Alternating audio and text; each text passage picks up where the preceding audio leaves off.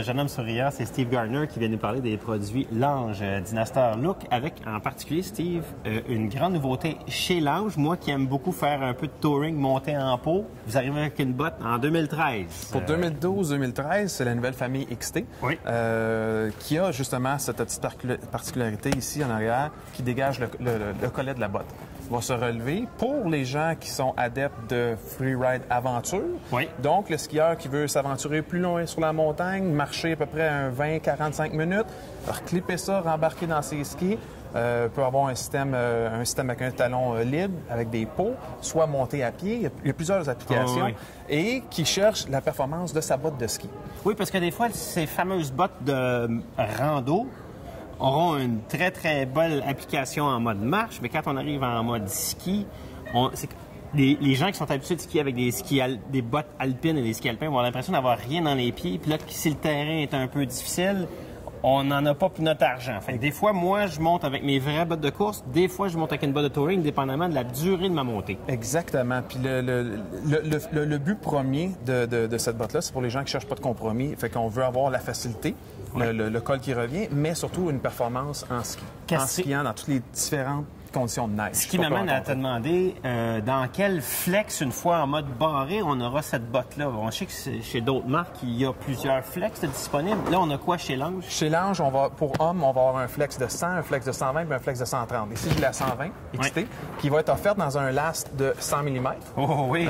Dans la 100, va être offerte dans deux lasts, 97 et 100. Oui. Et la 130 qui va être offerte en deux lasts. Ça, c'est les largeurs de botte. Il faut dire qu'il y a une certaine époque, mon pied à moi ne rentrait pas dans une Lange. Et depuis qu'ils ont fait des moules un peu plus larges, mon pied rentre. Alléluia. Donc, dans la même rigidité de flex de botte, on peut avoir différentes largeurs. Différentes largeurs, exactement. Et on n'oublie pas aussi la gamme pour les dames. La dame aussi, on va avoir un flex de 90 avec un 100 mm de last et un flex de 100 avec un 97 mm de last. C'est quelque chose qui demande un effort constant, pas nécessairement trop en puissance, c'est plus de l'endurance. Elles sont patientes en... Les femmes adorent faire du touring. Fait que si votre conjointe, des fois, elle trouve qu'il y a trop de monde sur la piste, il y a beaucoup de femmes qui commencent à avoir énormément d'affection pour le sport du touring. Donc, c'est une très bonne idée qu'on développe des bottes en mode marche pour les femmes. Cette année, j'ai remarqué beaucoup de stations à Orford, des stations à Saint-Donat, à Tremblant, des gens à... Le Massif. À 3h30, la station commence à fermer. Les gens vont mettre leur pot, vont monter la station et vont skier jusqu'en bas. Fait qu'ils veulent avoir quand même la performance, même s'ils skient sur une surface dure. Moi, je vais te dire, je prolonge ma saison d'1 mois à Tremblant parce que quand ça ferme au 15 avril, je monte en pot le soir à 3h au coucher de soleil. Des fois, là, au 10 mai, il y a encore juste une lignée de neige qui monte. Je suis en short, en T-shirt.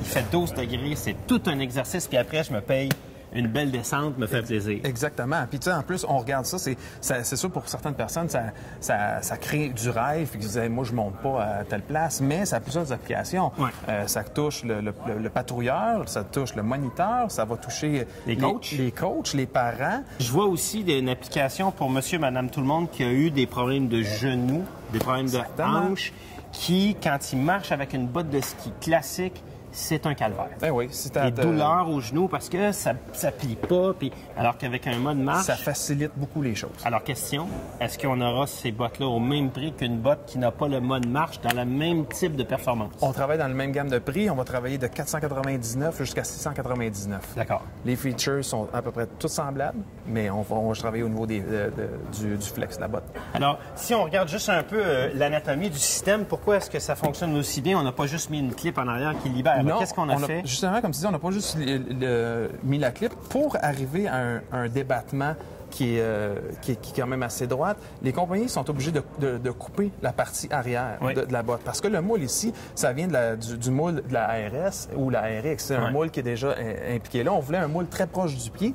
Donc, pour arriver à avoir toute la motricité qu'on veut, en coupant cette partie-là, veut pas, là, on se trouve à avoir un vide. Ce qu'on a, nous, avec Lange, ce qu'on a rajouté, c'est le petit Power V-Lock qui est ici. Une fois que le système est engagé pour aller skier, on se retrouve avec une botte qui est très, très, très rigide au niveau du ski. On se retrouve avec un espace vide comparé avec certains autres produits qui peuvent se vendre sur le marché. D'accord. Fait que ça augmente ta skiabilité sur tes surfaces dures, tout dépendant des conditions que tu vas rencontrer. On voit hein, que les compagnies s'adaptent aux évolutions du marché. Exactement. De plus en plus populaire, le touring en Amérique du Nord, puis aussi le touring dans l'est de l'Amérique du Nord. Donc, un produit intéressant et à considérer pour 2013. Merci, Philippe. Merci.